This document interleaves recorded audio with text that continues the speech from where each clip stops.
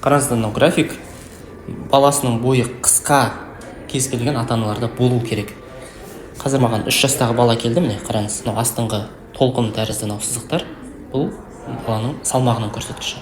Ал мына жоғарғысы бойының көрсеткіші. Баланың салмағы қалыпты, міне ортасы, мына екі сызық, толқын тәрізді сызықтардың ортасында тұр, иә. Ал бойын қараңыз, осы толқын тәрізді сызықтарға жетпей тұр. Осыны жаңағы ай сайын бойын, ай сайын емес, 6 ай сайын өстіп жазып отырасыз. Мысалы, мынау 88 сантиметр, 89 сантиметр 6 айдан кейін, одан кейін тағы 6 айдан кейін 92 сантиметр болуы мүмкін, иә. Өстіп қойып, точка қойып отырасыз, сол кезде сіздің балаңыздың бойы қалай өсіп жатқанын бірден көріп отырасыздар. Егер шынымен де балаңыздың бойы мысалға 88, одан 89, одан тағы 6 айдан кейін тағы 89, одан кейін 90, мысалға өте баяу өсіп жатса, сіздің балаңыздың бойының графигі былай шығады. Мына сызықтарға жете алмай қалды. Сондықтан міндетті түрде осы график болу керек. Одан кейін педиатрдың бақылауында болуларыңыз керек.